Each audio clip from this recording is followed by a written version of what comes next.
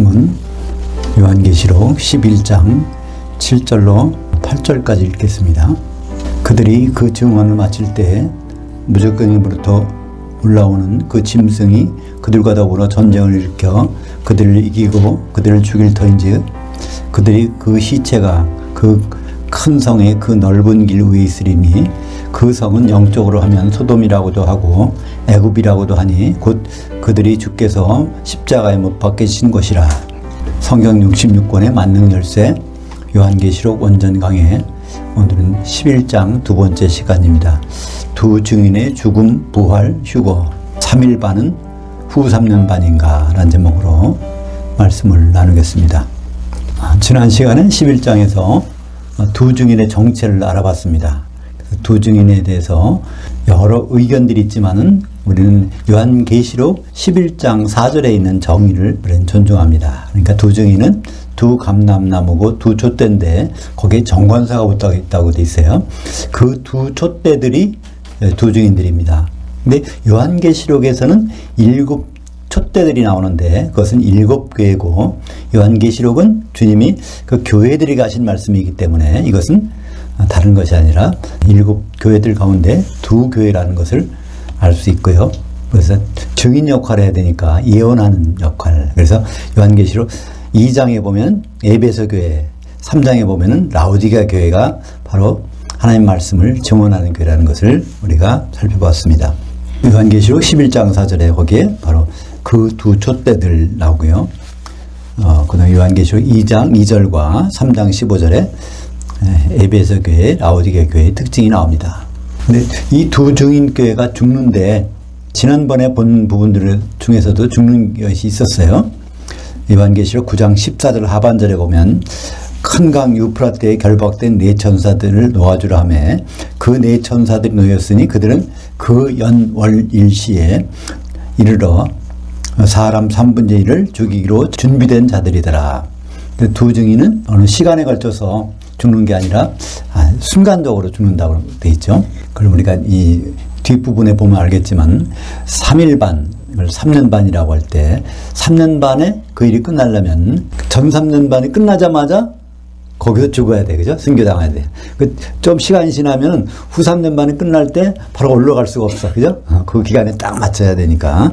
그러니까 9장 14절 하반절에 보면 15절까지 보면 두 증인 누구한테 죽어요? 사방 바람인 네 천사들, 땅에 사방 바람으로 표시되어 있는 네 천사들이 두 증인을 죽이는 것을 알 수 있습니다. 근데 또 요한계시록 12장 5절에 보면 두 증인 누구한테 순교당했냐면 그 여자의 뒤에서 그 뱀이 그 입으로 물을 강같이 토하여 그 여자를 물에 떠내려가게 하되 이때 두 증인이 죽는단 말이에요. 그러니까 6교회가 물에 떠내려가다가 거기서 두 증인만 순교당하고 나머지 4교회는 이제 땅이 틈을 내서 그들을 살려주죠. 그래서 후 3년 반에 들어가는데 그때는 누가 그 뱀이 죽인다고 나와 있어요. 요한계시록 9장에서는 네 천사가 그들을 죽이고 요한계시록 12장에서는 그 뱀, 용, 사탄, 그러니까 사탄이 죽이는 걸로 나오는데 오늘 11장에서는 누가 죽일까요? 적그리스도라고 하는 짐승이 죽이는 것입니다. 그러니까 이들이 따로따로 계속 죽이는 것이 아니라 그 죽이는 현장에 셋이 동시에 거기에 작용한다는 것을 알 수 있습니다. 근데 그 짐승이 누굴까요? 짐승이 보니까 무적행으로부터 올라오는 짐승이라고 되어 있어요. 원래 이 짐승은 요한계시로 나오는 짐승은 크게 두 가지가 있죠. 바다에서 올라오는 짐승, 그 다음에 땅에서 올라오는 짐승이 두 가지가 있어요. 그러니까 요한계시록 13장 1절에 또 13장 11절인가요? 여기 보면 땅에서 올라오는 짐승, 바다에서 올라오는 짐승이 되어 있는데 이것을 일반적으로 뭐라고 그러죠? 적그리스도. 이거는 거짓 선지자.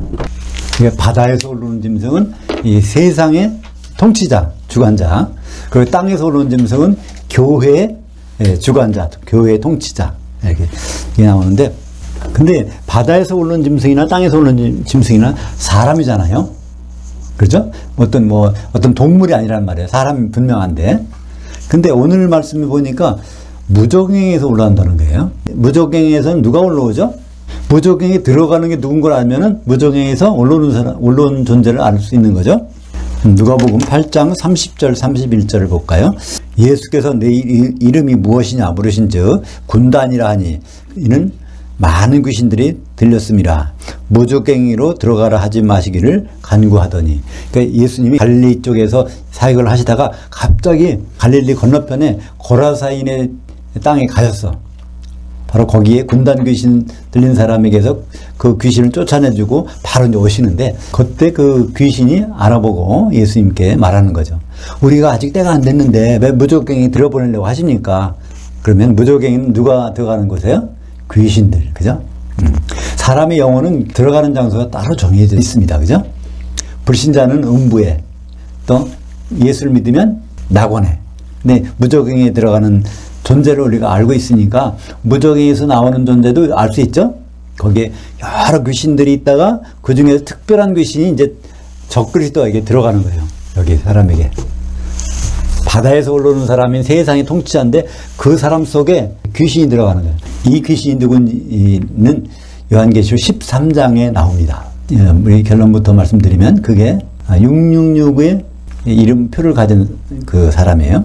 666을 이름을 계산해 보면 그게 구스의 아들 니므롯이라고 돼 있어요. 그러니까 초대 바벨론, 고대 바벨론 제국의 바벨탑을 쌓던 통치자, 그 이름이 바로 666이고, 그 사람 속에 있던 귀신이 이제 무적행에 들어갔다가 결국은 이제 나와서 누구한테 들어가요? 마지막에 여기 적그리스도 들어가서 하나님을 대적하는 자, 그 역할을 하는 겁니다. 니므롯이 어떤 사람이냐면 최초로 영걸인데 하나님을 대적하는 자라고 돼 있어요. 창세기 보면. 그러니까 하나님이 대적한 첫 번째 사람이 구스의 아들 니므롯인데, 그 사람 속에 들어가 있던 귀신이 빠져나가가지고 다니다가 무적행 속에 들어가 있다가 무적행에서 나와서 누구한테? 바다에서 올라오는 짐승, 사람한테 들어가니까 그 사람이 그런 역할을 하는 거죠. 그래서 그 적그리스도, 바다에서 올라오는 짐승한테 죽는데 그것을 요한계시록 11장 7절에서는 무적행에서 올라오는 짐승이라고 한 것입니다. 그러니까 사람 속에는 그 여러 인격체가 들어갈 수 있어요. 그죠? 그거를 의학적으로 뭐라고 그러죠? 조현병이라고 그러죠. 그 사람 속에. 근데 영적으로 보면 다른 귀신이 들어가 있는 거야. 그것이 요한계시록 17장 8절에 한 번 더 나옵니다. 한번 볼까요?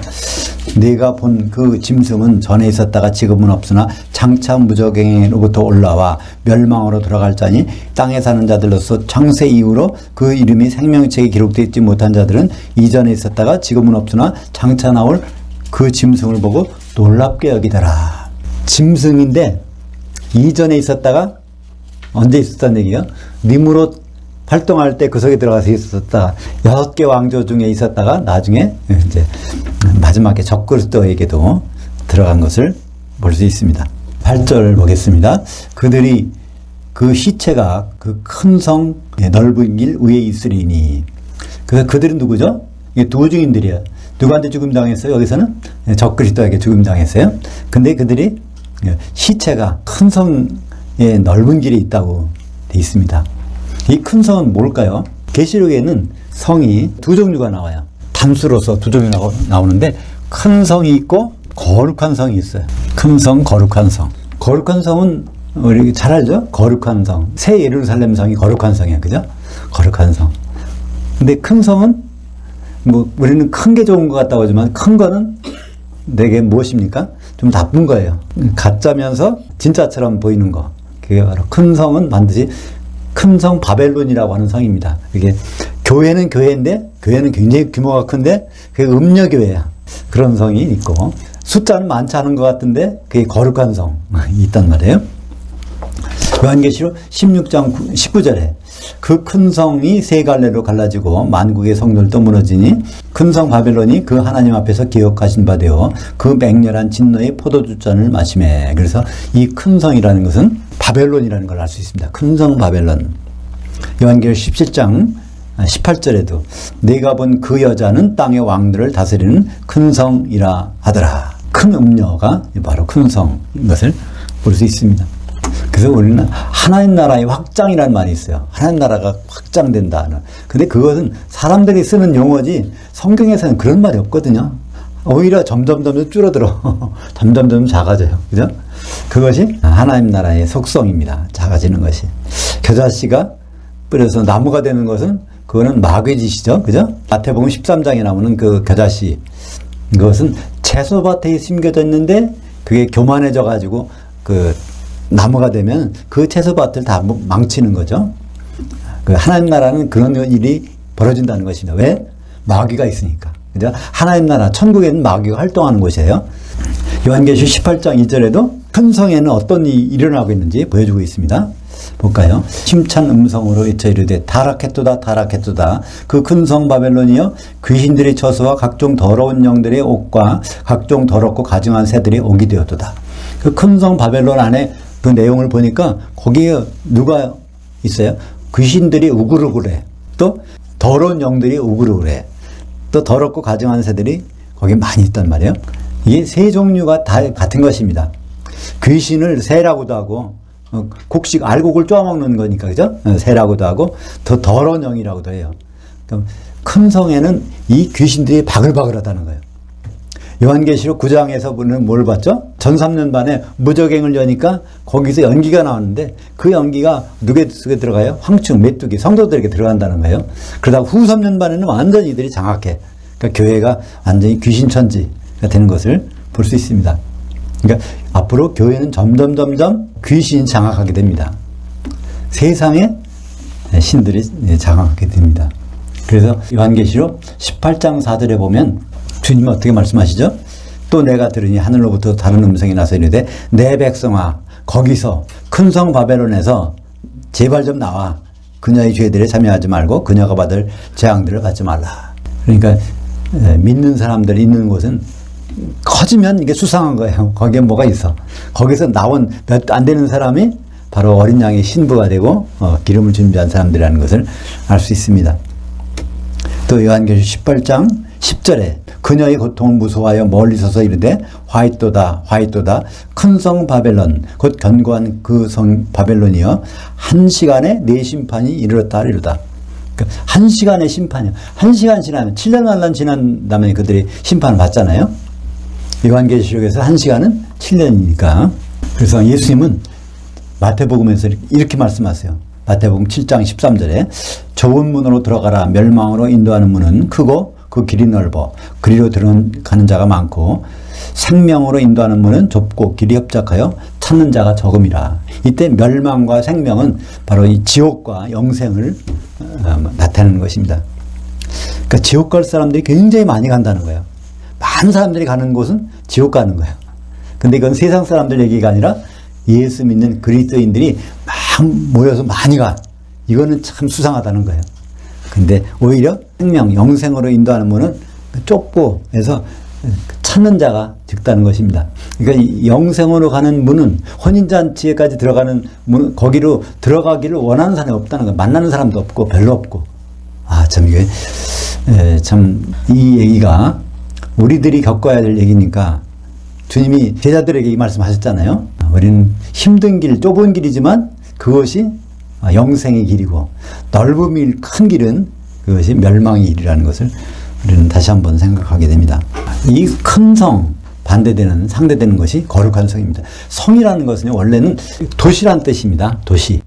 교회는 도시예요. 그리스도인들이 사는 도시. 거룩한 성은 새 예루살렘이란 도시.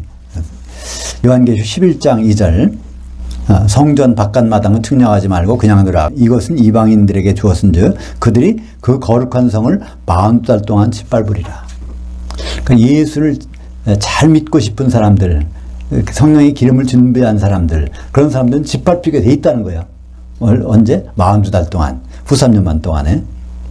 근데 짓밟히는 것이 끝이 아니라 요한계시록 21장 2절에 또 내가 보면 그 거룩한 성 새 예루살렘이 그 하나님께로부터 하늘에서 내려오니 그 준비한 것이 신부가 남편을 위하여 단장한 것 같더라. 큰 성이 어린 양의 신부가 되는 것이 아니라 거룩한 성이 어린 양의 신부가 된다는 것을 알 수 있습니다.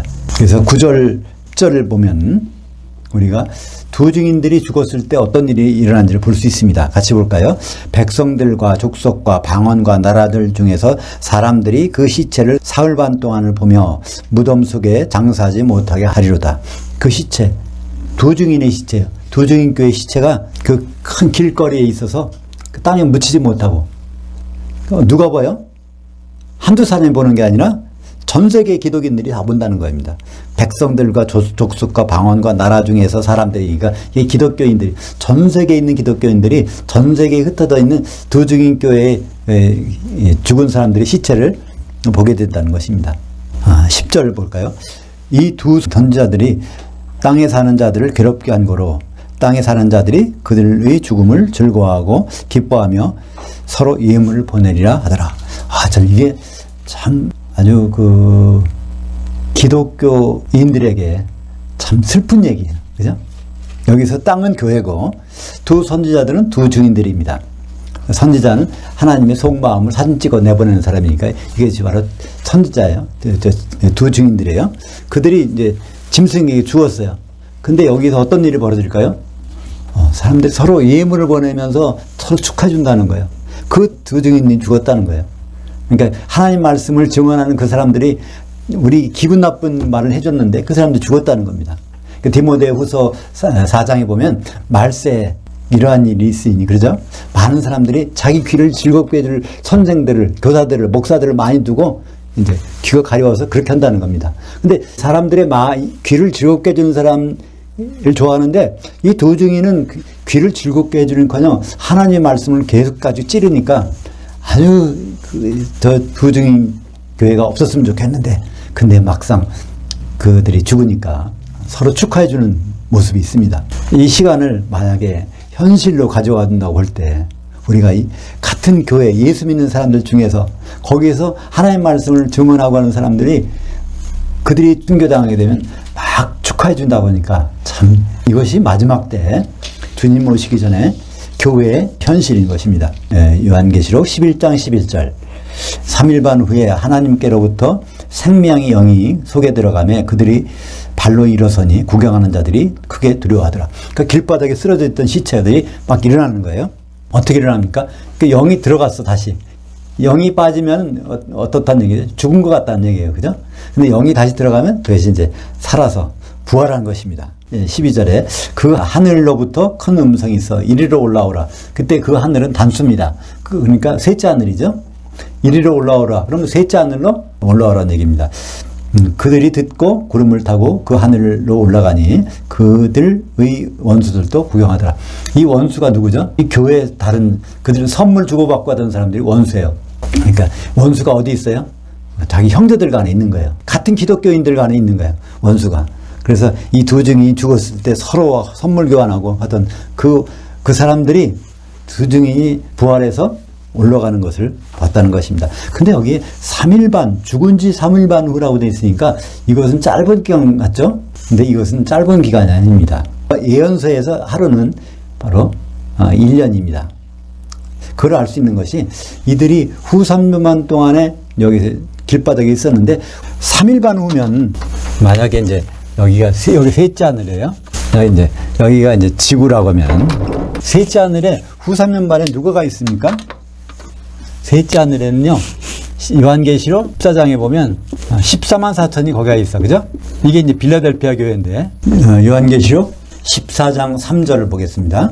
그들이 보좌 앞과 네 생물들과 그 장로들 앞에서 새 노래를 부르니 땅에서 성령함을 받은 14만 4천 밖에는 능히 이 노래를 배울 자가 없더라. 그러니까 14만 4천이 새 노래를 부르는데 땅에서 지금 성령 받은 사람, 그러니까 값을 대가를 치러주는 사람, 이 사람들이 14만 4천 밖에 없다는 거예요. 이 셋째 하늘에 올라가 있는데, 그러면 여기 누가 없다는 얘기야? 다른 교인은 아무도 없어. 근데 만약에 증인 두 증인이 거기서 죽었는데 그 연월리 씨 죽었다가 3일반 후에 이제 부활했단 말이에요. 그래서 올라가는데 3일반 후에 부활해서 올라갔으면 후 3년 기간 동안에 누가 있어야 돼요? 14만 4천만 있는 것이 아니라 두 증인 교회도 같이 있어야 되잖아요. 그러니까 그들이 후 3년 반 동안에 두 증인 교회가 셋째 하늘에는 없어. 근데 언제 올라가요? 이제 3일 반 후에 올라가니까 3년 반, 후 3년 반 후에 올라갔다가 주님과 같이 내려오는. 그러니까 내려올 땐 몇 교회가 내려올까요? 세 교회. 세 교회가. 빌라델피아 교회는 원래 있었어. 후삼연반 동안에 있었어. 그 다음에 후삼연반 끝나자마자 거기서 땅에서 벌떡 일어나갖고 이제 올라가 있어. 그들이 이제 7 재앙이 끝난 다음에 주님과 더불어 공중으로 내려올 때, 그때 세 교회가 내려오는 것입니다. 그러니까 이 후3년반은 바로 3일반이라고 표시되어 있는 것이죠. 요한계시록 12장 5절 14만 4천이 과연 누구였는가? 그 여자가 아들 낳으니 이는 장차 철장으로 만국을 다스릴 남자라. 그 아이를 하나님 앞과 보좌 앞으로 올라가더라. 그러니까 한 여자가 애를 낳았는데 7애를 낳았는데 첫 번째 애가 빌라델피아 교회. 그죠? 그들이 이제 셋째 하늘로 올라가 있어. 후3년반에. 또 요한계시록 13장 6절에도 언급이 되어 있습니다. 그 짐승이 입을 벌려 그 하나님을 향하여 비방하되 그의 이름과 그의 장막 곧 그 하늘에 장막 치는 자들을 비방하더라. 짐승이 하늘에서 장막 치고 있는 사람. 셋째 하늘. 단수예요. 하늘들에서 장막 치는 것은 공중에 가서 이제 주님과 더불어 장막 치는 거고, 하늘, 단수의 하늘이라는 셋째 하늘이거든요. 바로 셋째 하늘에서 누가 있다는 걸 알 수 있습니까? 빌라델피아 교회 14만 4천이 후 3년반 동안에는 거기 있다는 것을. 그러니까 후 3년반 동안에는 빌라델피아 교회가 밖에는 없으니까 후 3년반 동안에 죽어있는 시체는 후 3년반 동안 땅바닥에 있다는 것을 분명히 알 수 있는 것입니다. 13절입니다. 그때 큰 지진이 나서 큰 성의 10분의 1이 무너지고 그 지진에 죽은 사람들이 7천이라. 그 남은 자들이 두려워하여 영광을 그 하늘에 그 하나님께 돌리더라. 그래서 이 큰 성 바벨론이 이제 지진이 나서 무너지는 거예요. 그 다음에 14절 둘째 화는 지나갔으니 보라 셋째 화가 속히 이르려다. 화라는 말이 나옵니다. 그냥 전 3년반의 첫째 화, 둘째 화는 후 3년반, 셋째 화는 7 대접의 재앙이 쏟아질 때 주님 오시면서 그 기간이 세 번째 화. 그래서 요한계시록 8장 13절에 그 말씀이 있죠. 첫째, 둘째, 셋째, 넷째, 그것이 교회 시대의 나팔소리인데 그것이 바로 불릴 때 요한계시록 8장 13절 내가 또 보고 들으니 공중에 날아가는 독수리가 큰 소리로 이르되 땅에 사는 자들에게 화화화가 있으리니 이는 세 천사들이 불어야 할 나팔소리가 남아있음이로다. 그러니까 나팔소리 5째 나팔, 6째 나팔, 7째 나팔 각각은 5째 나팔은 전 3년반, 6째 나팔은 후 3년반, 7째 나팔은 재림나팔. 그 중에서 오늘 요한계시록 11장 14절은 둘째 화, 후 3년반이 끝난 거니까 이제 곧 세 번째 화가 올 때 7째 나팔이 불릴 것입니다. 요한계시록 9장 2절에 보면 첫째 화는 지나갔으니 전 3년반이 지나갔으니 보라 아직도 화 둘이 이르려다. 그래서 후 3년반과 7대접의 재앙이 나오는 것을 말씀하고 있죠.